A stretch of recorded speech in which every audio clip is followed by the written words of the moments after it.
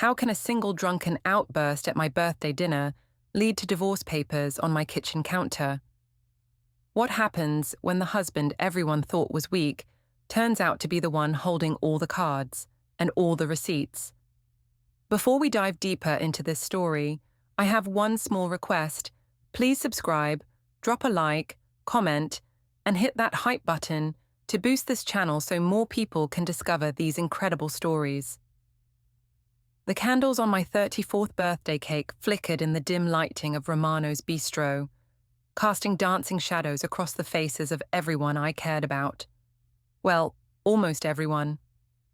As I looked around the table at my husband Elias, our kids Noah and Leela, both sets of parents, and my sister Sophie, I felt a warm satisfaction spreading through my chest. This was exactly the kind of perfect evening I'd envisioned. "Make a wish, Mirella," my mother Helen called out, her voice bright with excitement. She'd always been my biggest supporter, the one person who never questioned my choices or made me feel guilty for wanting more out of life. I closed my eyes, but before I could even form a proper wish, I heard Tristan's voice cutting through the gentle murmur of conversation like a knife through silk. "She already got her wish earlier today," he slurred, his words slightly thick from the wine he'd been nursing all evening. "Didn't you, babe?" My eyes snapped open.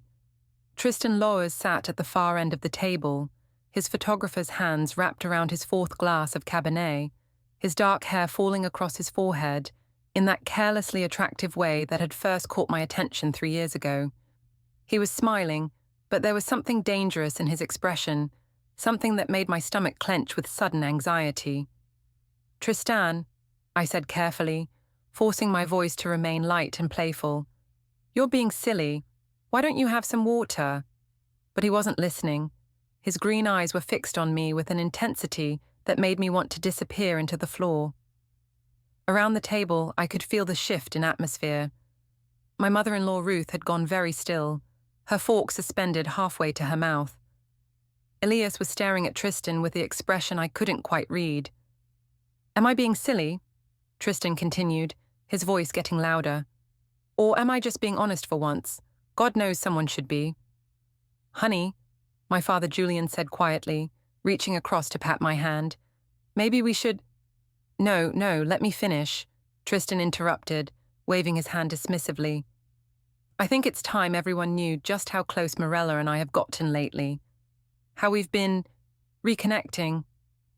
The word hung in the air like a toxic cloud.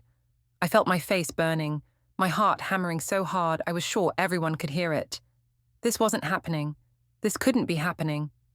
"Tristan, you're drunk," I said, trying to inject some authority into my voice. "You're not making any sense." "I'm making perfect sense," he shot back, his smile turning cruel. "I'm making more sense than I have in months. Tell them, Mirella. Tell them about our coffee dates. Tell them about last Tuesday afternoon when you said you were at the dentist." I could feel Elias's eyes boring into me from across the table.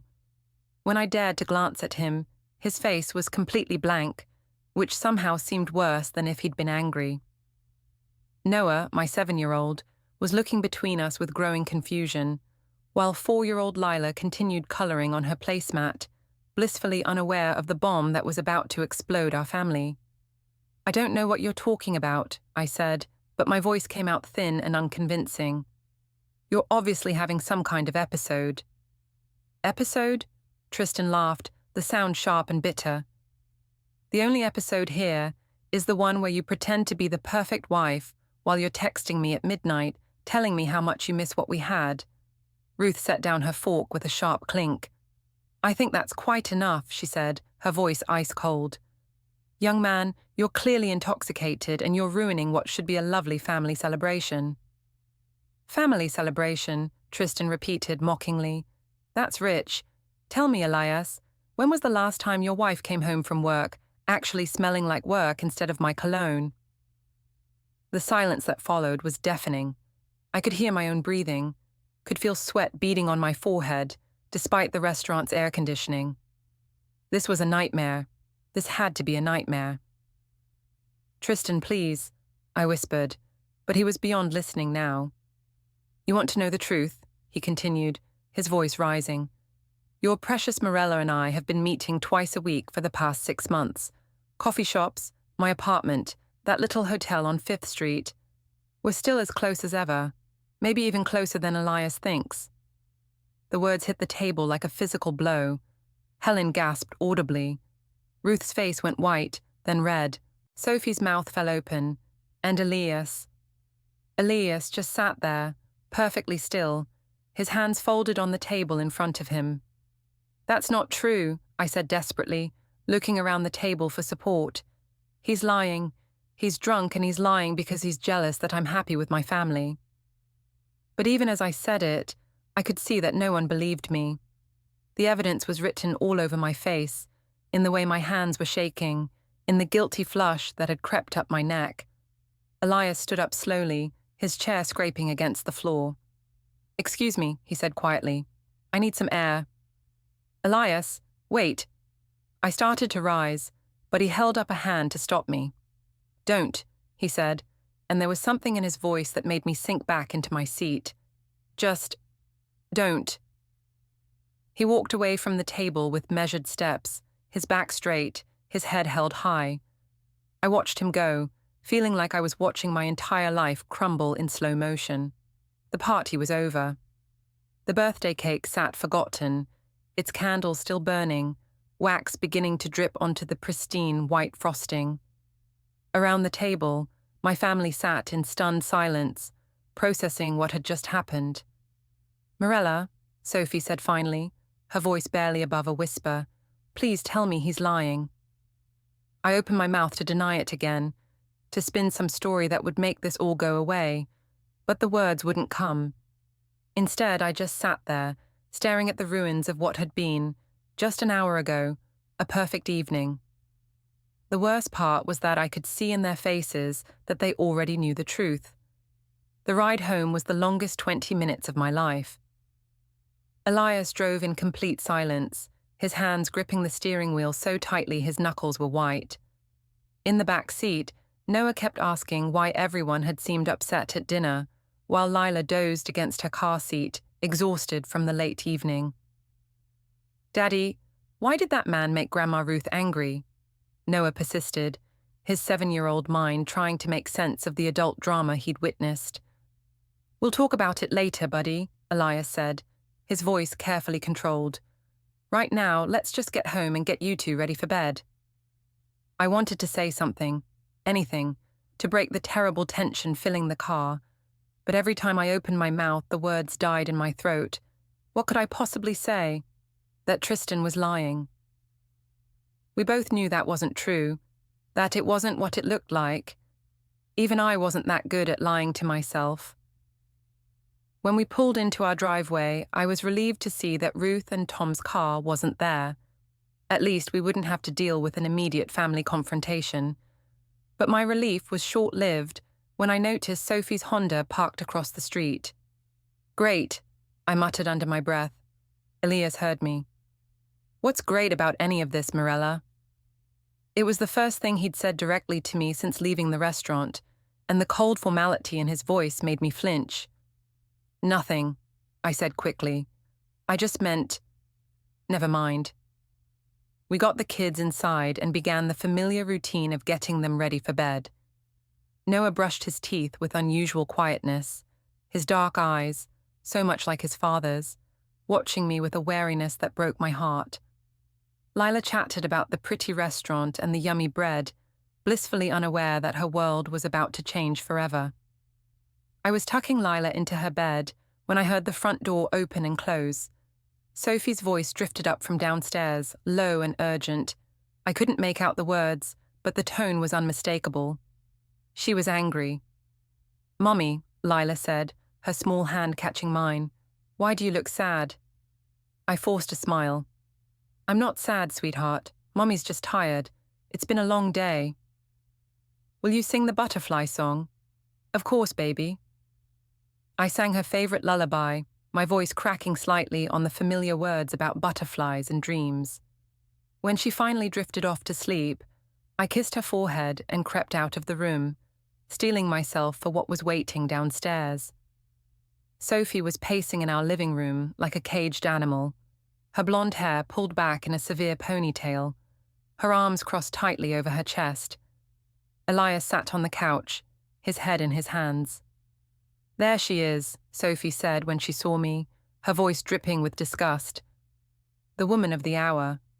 "Sophie, please." "Please what?" she snapped. "Please pretend that what happened tonight didn't happen. Please act like you haven't been cheating on your husband and lying to your entire family." "I haven't been cheating," I said, but the words sounded weak even to me. Sophie laughed bitterly. "Right, so Tristan just made up those incredibly specific details for fun. The hotel on 5th Street, your Tuesday dentist appointments that apparently involved his cologne." I sank into the armchair across from them, feeling like I was facing a firing squad. "It's not what you think." "Then tell us what it is," Elias said quietly, finally looking up at me. His eyes were red-rimmed, whether from anger or tears, I couldn't tell. I scrambled for an explanation that would make sense, that would somehow minimize the damage. "Tristan and we've been talking, yes, meeting for coffee sometimes. He's been going through a rough time with his photography business, and I was just trying to help him as a friend." "As a friend," Sophie repeated flatly. "Yes, as a friend. We dated briefly before Elias and I got together, but that was over a decade ago. We're both adults. We can be friends without it meaning anything inappropriate." "Friends don't usually know what cologne each other are wearing," Elias said, his voice dangerously quiet. He was exaggerating. He was drunk and jealous and— "Jealous of what?" Sophie interrupted. "If you're just friends, what would he have to be jealous of?" I felt trapped, like every word I said was just digging me deeper into a hole. "I don't know. Maybe he wanted more than friendship, and I made it clear that wasn't going to happen." "So you admit he wanted more," Elias said. Maybe. I can't control what other people want." "But you can control whether you encourage it," Sophie shot back. "You can control whether you meet him at hotels." "I never met him at any hotel," I said, but even as the words left my mouth, I knew it was a mistake. "So he lied about that specifically?" Elias asked. "He made up the hotel on 5th Street." I opened my mouth, then closed it. The truth was, we had met at that hotel. Once. Just for coffee in their lobby restaurant, but I knew how it would sound. "We had coffee there once," I admitted reluctantly. "In the restaurant. It was convenient because it was between his studio and my office." "Jesus Christ, Mirella," Sophie said, shaking her head. "Do you hear yourself? Do you hear how guilty you sound?" "I'm not guilty of anything except trying to help an old friend who is going through a difficult time." "By lying to your husband about it?" Elias asked. "By making up dentist appointments?" "I didn't want you to worry unnecessarily. I knew you'd misunderstand." "Misunderstand what?" "That my wife was secretly meeting with her ex-boyfriend and lying to me about it." The way he said ex-boyfriend made it sound dirty, shameful. It wasn't like that. "Then what was it like?" Sophie demanded. "Explain it to us, Mirella. Make us understand why you've been sneaking around behind your husband's back." I felt tears starting to burn behind my eyes. This was all going wrong. I'd never meant for any of this to happen. "You wouldn't understand." "Try us," Elias said. I looked at him, at the man I'd married 8 years ago, the father of my children, and tried to find the words to explain something I didn't fully understand myself. "I've been feeling disconnected lately, from everything. You're always working late, the kids are demanding, I barely have time for myself.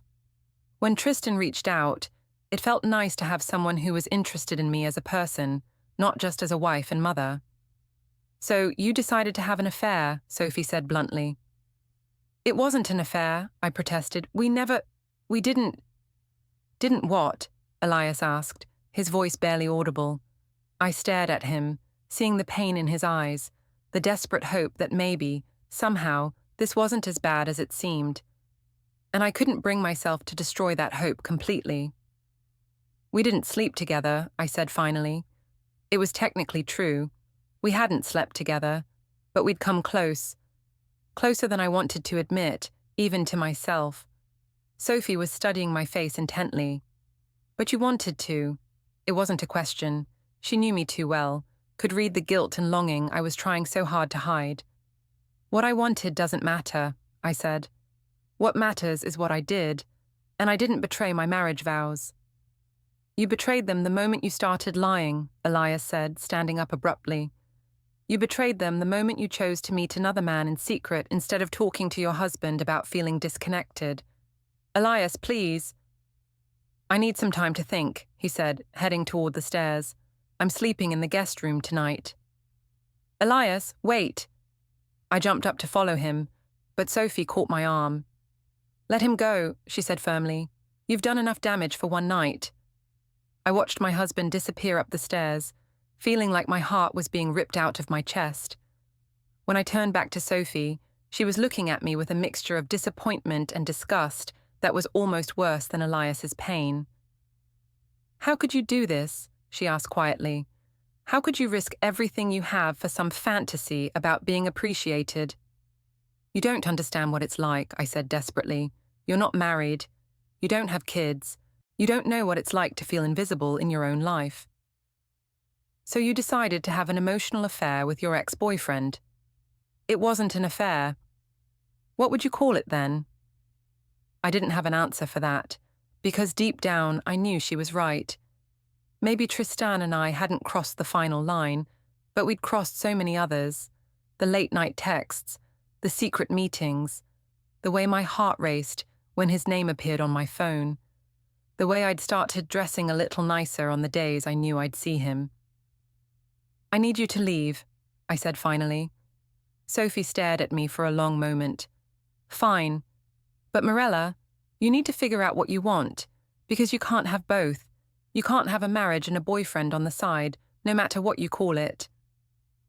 After she left, I stood alone in my living room, surrounded by the remnants of what had been, just hours earlier, a perfect birthday celebration. The house was quiet except for the hum of the refrigerator and the distant sound of Elias moving around in the guest room. I pulled out my phone and scrolled to Tristan's number. My fingers hovered over the keyboard as I tried to figure out what to say. Finally, I typed, "We need to talk. What you did tonight was unforgivable." His response came immediately. "What I did? I told the truth. Maybe it's time everyone knew. You were supposed to keep quiet. We agreed." "I never agreed to watch you play happy families while you string me along." I stared at his message, feeling a chill run down my spine. This wasn't the Tristan I knew, the charming, understanding man who'd made me feel special and desired. This was someone else entirely. "I'm not stringing you along. I told you from the beginning that I'm married. And I told you that I love you, that I want more than these secret meetings." Love.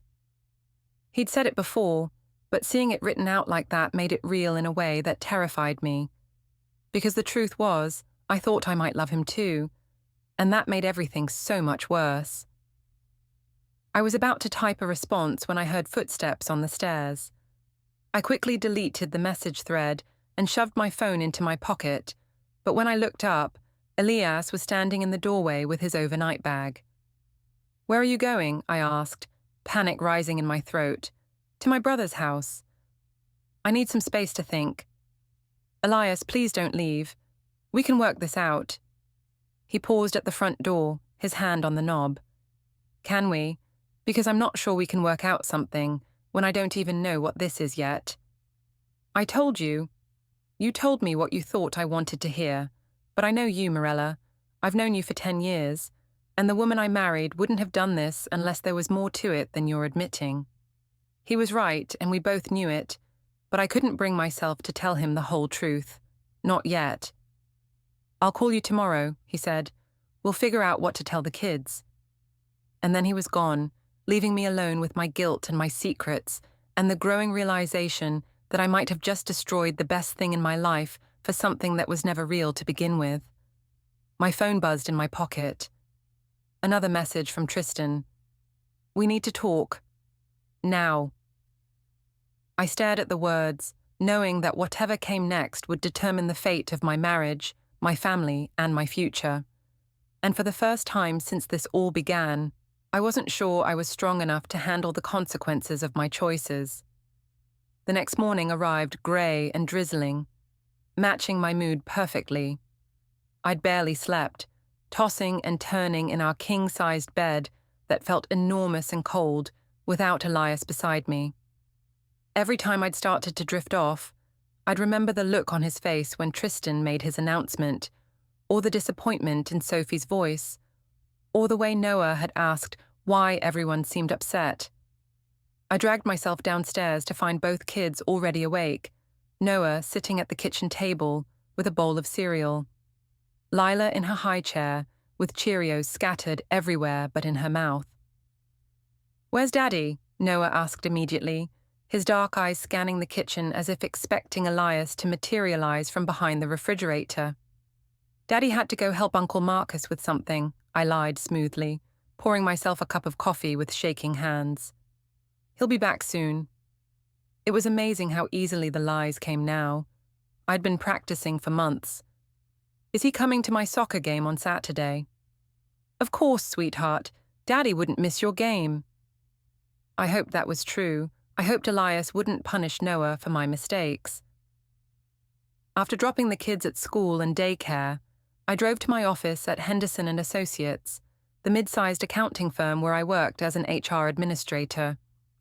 It was mindless work mostly, processing paperwork, scheduling interviews, dealing with employee complaints, but it paid well and offered good benefits for the family. The moment I walked through the glass doors, I could feel the stares. News traveled fast in our small town, and I had no doubt that someone from the restaurant had already started spreading the story of last night's drama. "Rough night?" asked Jennifer Walsh, the receptionist, her voice dripping with false sympathy. Jennifer had never liked me, probably because I'd gotten the promotion she'd wanted 3 years ago.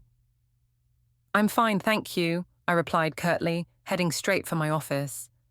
But I wasn't fine. I was falling apart, and everyone could see it. I'd barely settled at my desk when my computer chimed with a new email. My heart sank when I saw it was from Tristan, sent to my work address.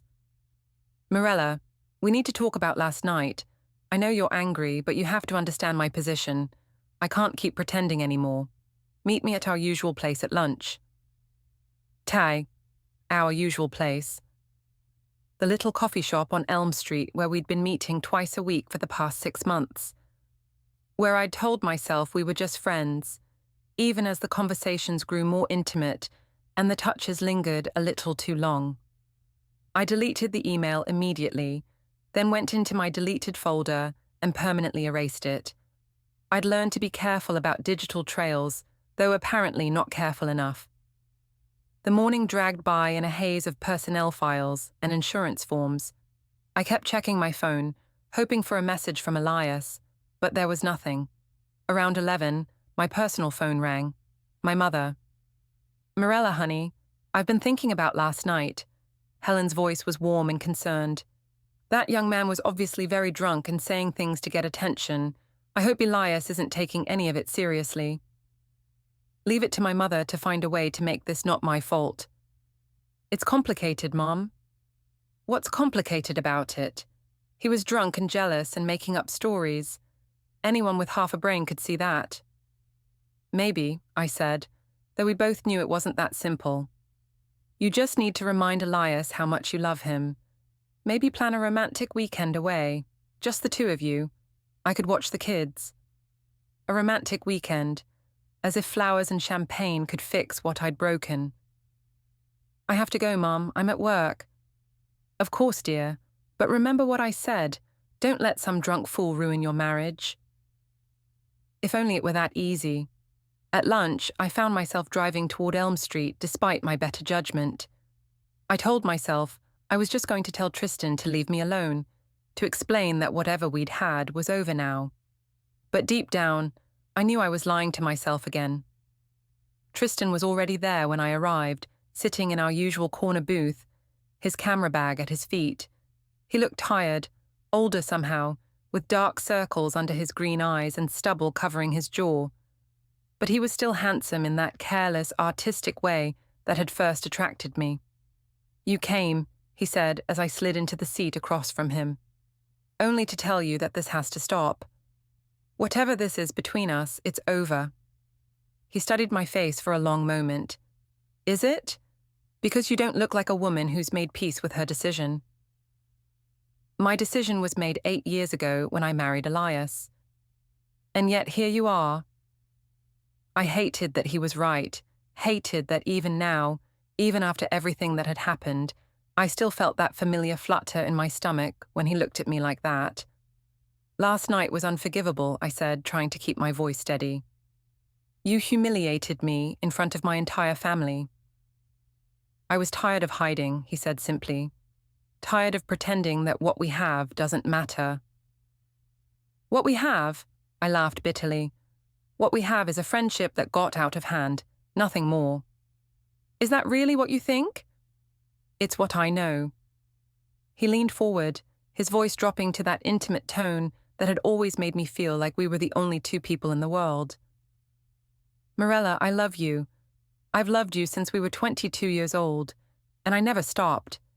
Not when you chose him, not when you got married, not when you had kids. And I know you feel the same way." The words hit me like a physical blow. Because he was right. I did feel the same way, or at least I thought I did. The line between love and infatuation had blurred so completely over the past 6 months that I couldn't tell the difference anymore. "It doesn't matter what I feel," I said quietly. "I have a family. I have responsibilities." "You have a life that's making you miserable. I can see it in your eyes, Mirella. You're dying a slow death in that suburban prison." "That suburban prison is my home. Those are my children." "I'm not asking you to abandon your children. I'm asking you to choose happiness, choose love, choose me." For a moment, I let myself imagine it, leaving Elias, starting over with Tristan, being with someone who saw me as more than just a wife and mother. It was a seductive fantasy, one I'd indulged in more times than I cared to admit. But then I thought about Noah asking where his daddy was this morning, about Lila singing her butterfly song, about the life I'd built, imperfect as it was. "I can't," I whispered. "You mean you won't?" "I mean I can't. And after last night, I don't think I want to anymore." His face hardened. "So that's it? 8 months of telling me you love me, of meeting me here, of letting me believe we had a future together, and now you're just going to walk away?" "I never told you I loved you," I protested, but even as I said it, I knew it wasn't entirely true. Maybe I'd never said the words directly, but I'd implied them. I'd let him believe them. "You didn't have to say it. It was in every look, every touch, every message you sent me at midnight when you couldn't sleep because you were thinking about me." He was right, and I hated him for being right. I had led him on. I had let this relationship develop into something dangerous and inappropriate because it made me feel alive, in a way I'd forgotten was possible. "I'm sorry," I said finally. "I'm sorry I let this go as far as it did, but it's over now." "Because your husband found out?" "Because it was never real to begin with."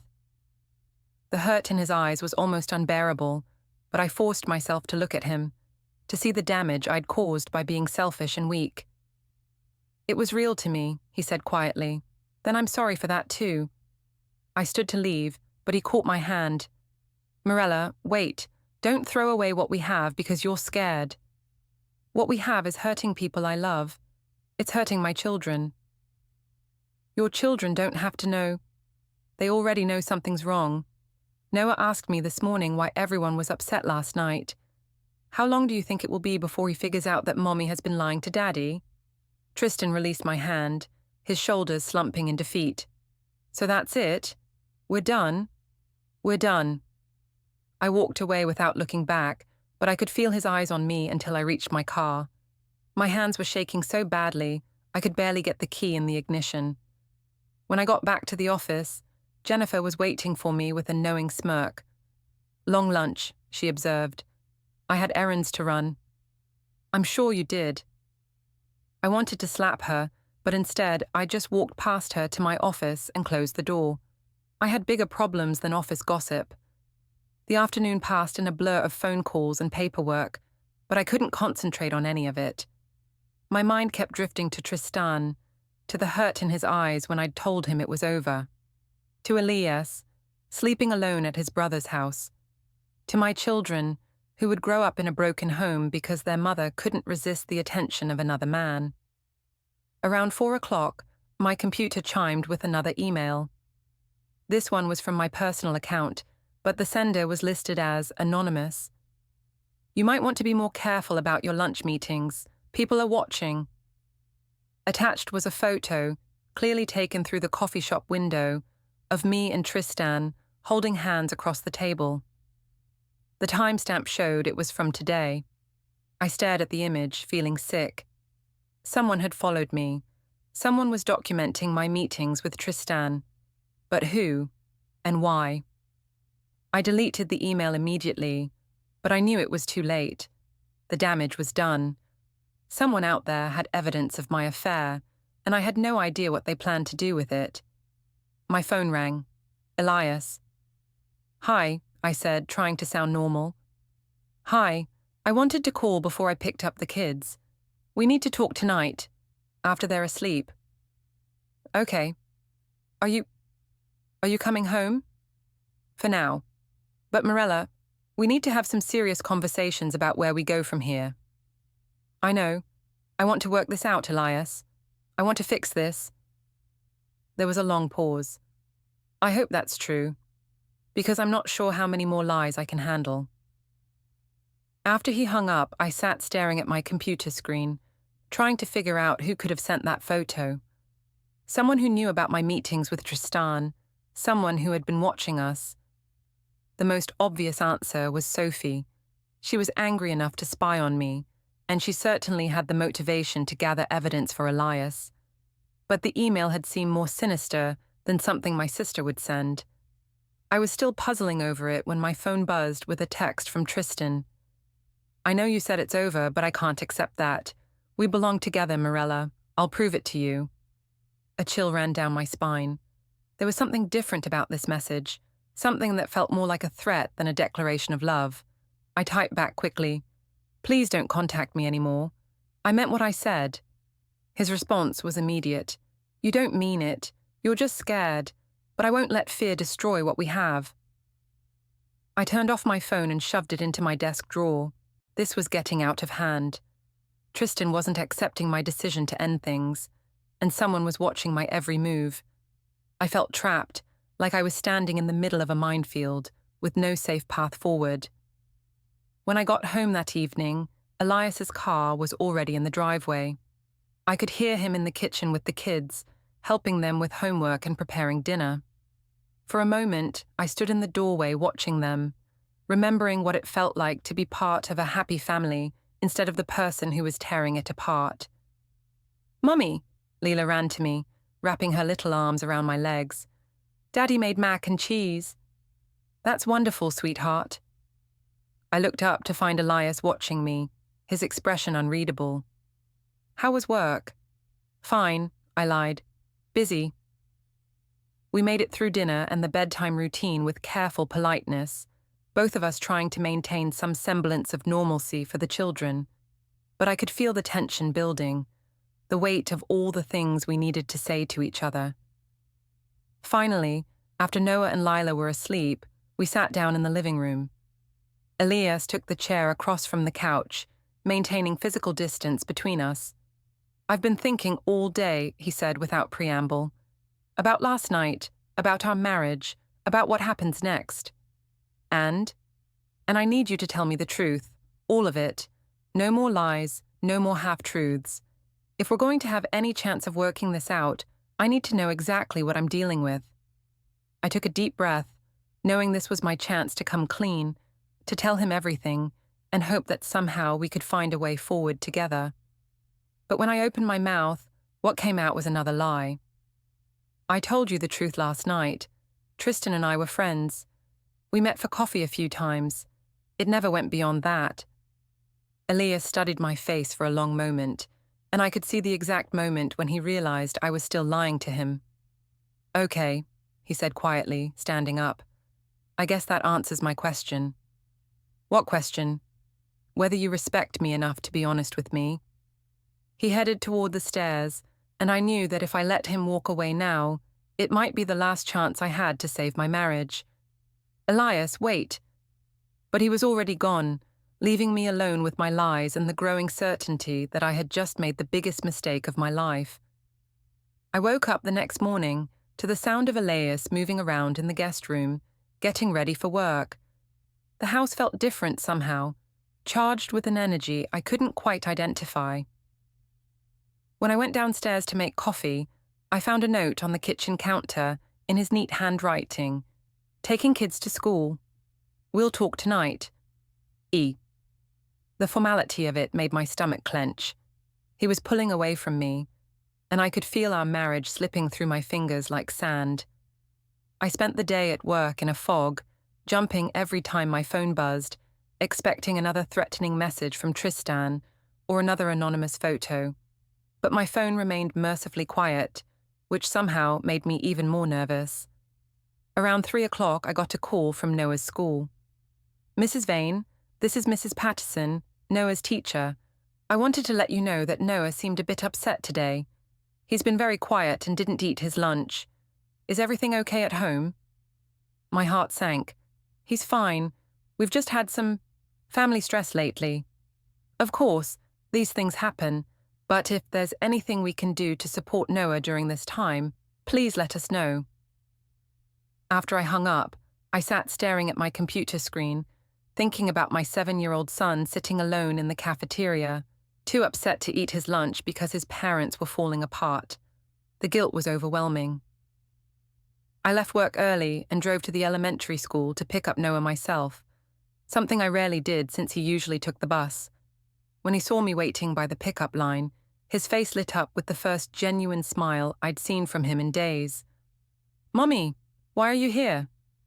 I thought we could get ice cream before we pick up Lila, just you and me. We went to Scoops, the little ice cream parlor downtown that had been Noah's favorite since he was 3. As he worked his way through a double-scoop chocolate cone, I tried to figure out how to explain what was happening without destroying his sense of security. Noah, honey, I know things have been a little tense at home lately. He nodded, his dark eyes serious. Are you and Daddy getting divorced? The directness of the question caught me off guard. Why would you ask that? Because Tommy's parents got divorced last year, and he said first they stopped sleeping in the same room, and then his dad moved out, and then they told him they weren't going to be married anymore. I felt like I'd been punched in the stomach. My 7-year-old was already connecting the dots, already preparing himself for his world to fall apart. Daddy and I are having some problems, I said carefully. But we're working on them. We both love you and Lila very much, and that will never change. But you might not love each other anymore. How do you explain adult relationships to a child?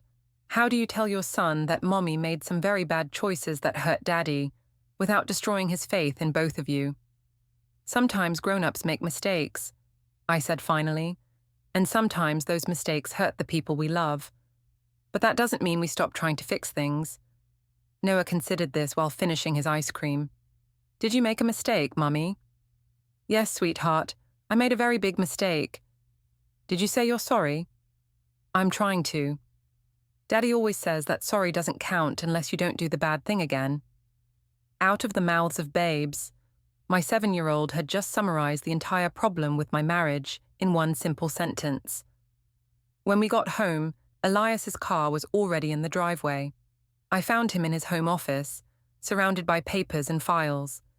He looked up when I knocked on the door frame. How was work? I asked. Fine. How was yours? I picked up Noah early. We went for ice cream. Something flickered across his face. How is he? Scared. He asked if we were getting divorced. Elias closed his eyes briefly. What did you tell him? That we're having problems, but we're working on them. Are we? I want to be. He gestured to the papers spread across his desk. I've been doing some research about marriage counseling, about what it takes to rebuild trust after infidelity. The word hung in the air between us like a blade. Infidelity. He'd finally said it out loud. "Elias, the thing is," he continued, "every article I read, every expert I consulted, they all say the same thing. Recovery is only possible if both parties are completely honest about what happened. No more secrets, no more lies." I felt my chest tighten. "I've been honest with you." "Have you?" He opened his laptop and turned it toward me. On the screen was a photograph of me and Tristan at the coffee shop, taken through the window. We were holding hands across the table, our heads close together in intimate conversation.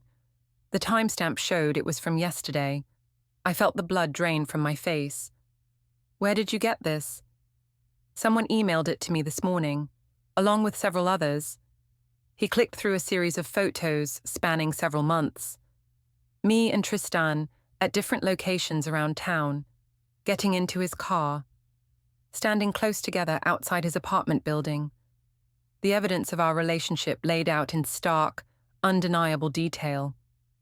"I can explain." "Can you?" "Because I've been looking at these photos all afternoon, and they tell a pretty clear story. This isn't friendship, Mirella. This is an affair." The word hit me like a slap. "We never slept together." "Do you think that makes it better? Do you think the fact that you kept your clothes on somehow makes this betrayal less devastating?" I sank into the chair across from his desk, feeling like I was drowning. "Who sent you these?" "Does it matter? The point is, they exist. Someone has been documenting your relationship with Tristan for months. It's not what it looks like." "Stop." His voice was sharp, cutting. "Just stop lying to me. I can't take any more lies." I looked at him, really looked at him, and saw something I'd never seen before. Elias had always been gentle, accommodating, willing to give me the benefit of the doubt. But now there was steel in his eyes, a hardness that I'd never associated with my mild-mannered husband. "You're right," I said quietly. "I have been lying to you." "About what?" "About everything. About Tristan, about how I feel, about what I want." For a moment, hope flickered in his eyes. "Tell me the truth now." I took a deep breath, knowing that what I said next would determine the fate of our marriage. "I love him. Or I think I do. I've been meeting him for months, and yes, it was more than friendship. We never slept together, but we came close. And I've been lying to you because I didn't want to hurt you, but also because I didn't want to give him up." The silence that followed was deafening.